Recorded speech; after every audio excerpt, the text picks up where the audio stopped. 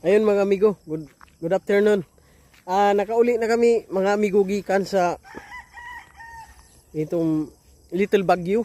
Biyahe namin kanina. Ngayon dito na lang ako nagka-video kasi pagdating namin Kastilan, tagay-tagay kaagad. Kaya nag-inuman doon, hindi na ako nakapag-video. Ngayon, umuwi na ako kasi alas 5 na. Alas 5 na talaga. Sirado. Ngayon, nandito ako sa tawag sa amin dito sa Bisaya. Balisa na Carabao. Pastulan ba? Pastulan. Kasi yung kapatid ko, nandoon sa Tabok. Pumunta sa kamag-anak namin. Nag-ano siya, no? Bumisita doon. Kaya yung may kalabaw siya na dalawa, iniwan sa akin. Ako ang sa Tagalog pa magpastol. Sa amin sa Bisaya magbalis Carabao. Ito yung ano namin, tawag sa amin ilog. Ito ang ilog sa amin dito. Patingin ko sa inyo yung ilog namin dito sa probinsya. Yan ang ilog namin mga kaamigos. Ayun mga kaimigo, yung tulay papunta yan ng Claver. Ayun oh, nakasulat nga oh. Claver yan nakasulat. Is-il lang ang makikita kasi sobrang layo.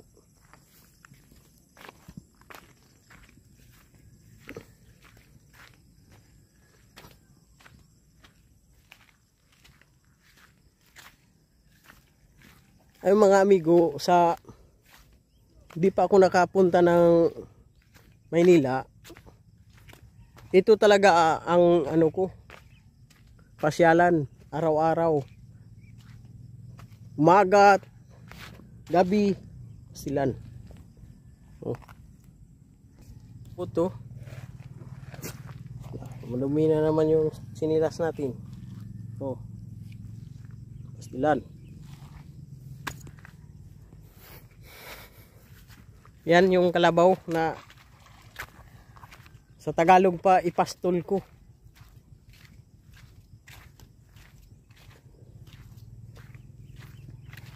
Pumauna tayo dun sa babae.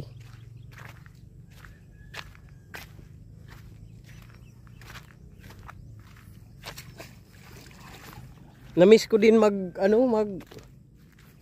pastol ng kalabaw kasi binata pa ako. Bata pa talaga yung tatay namin may kalabaw na. 8 years old pa ako, utusan na ako balis ng karabaw. Balis tawag sa amin dito sa Bisaya, balis.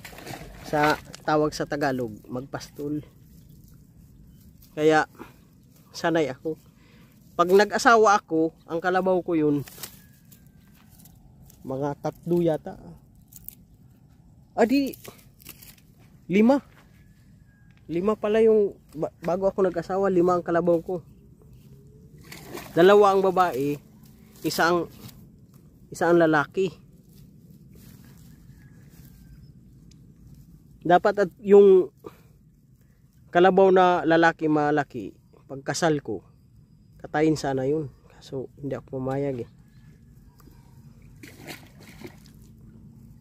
Kasi pag mag-asawa na ako, wala na akong pang-araraw. Kaya hindi ako pumayag na katayin yun. Pero sa ngayon, kahit naghirap ako yung pagkasal, hirap ako sa gastos, hindi ko yun ininda kasi yung kalabaw ko na bininta na dapat ihawin, may napuntahan ba? Hindi napunta sa baliwala kasi hanggang ngayon nandyan lang yung kita ng kalabaw. Ang nabili ko lupa na taniman ng palay. Pag mga kaamigo, makikita din yun kasi i-vlog ko yun. Iba yung doon sa doon sa tapat ng bahay, iba yun. Renta lang ako. Point 3. Laki-laking bagay din yun. Sarili mo. Sarili mong lupa. Maganda talaga pag sarili mo.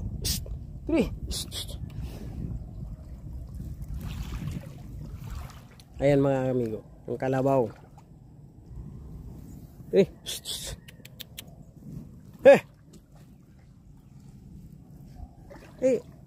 Ako muna yung amo nyo ngayon. Kasi yung amo nyo may lakad.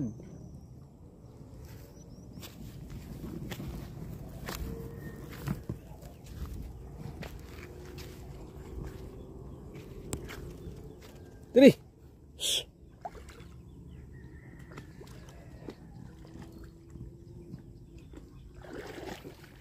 Ito mga amigo yung ilog namin dito sa probinsya.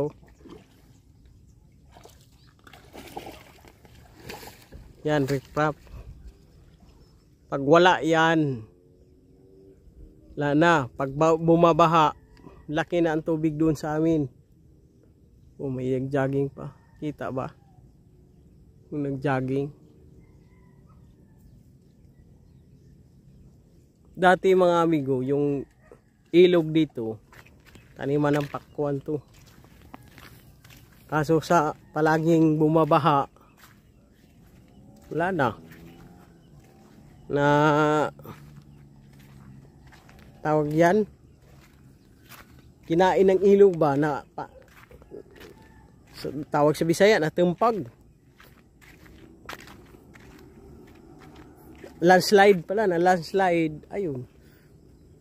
Hanggang na doon lang yung ilog, hanggang na dito. Na bawasan pa ng mga quarry. Wala na. Ayan mga amigo. Tanggalan na natin to ng kasi pastol na natin. Ito, tanggal ko na sa tinalian niya.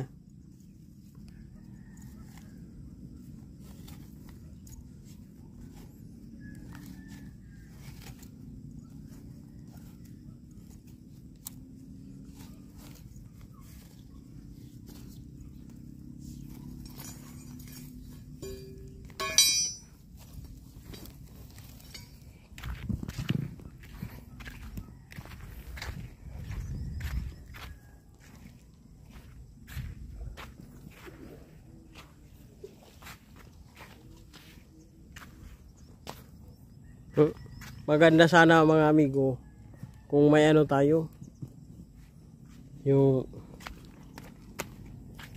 tricycle ko sana lagyan ko ng buhangin ba. Maganda yan buhangin. Pino ang buhangin dyan.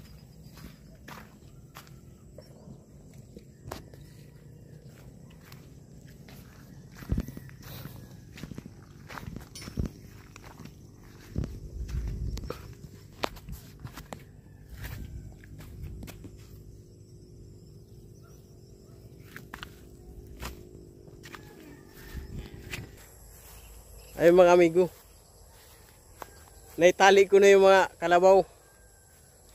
Ayun ayun ang isa. Nandito ako sa may-ari ng farm.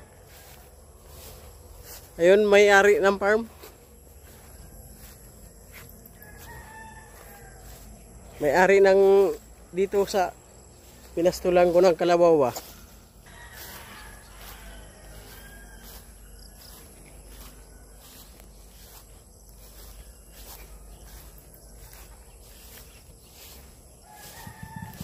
So, hindi naman kita halos din kamatok mag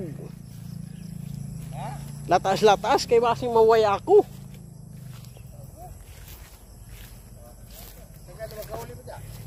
Kuha na si buya na kapin.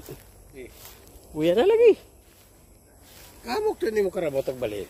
Kano tulit si John tagbilin sa ako. Ha mo ba itoy? Nadumas tabok. Uy, magunwa. Hindi, tumukuno siya sa palangsa mo kuno siya. Iba ni dia sama. Waya daon ra bilid. Dito sa sa pito ba? Kampito kuno, kampito. Ito na. Hindi, hilar ba daw kilaya sab? Ako ya man ako kilaya. Abuyan ako din eh. Love on borrowed time will never be yours nor mine.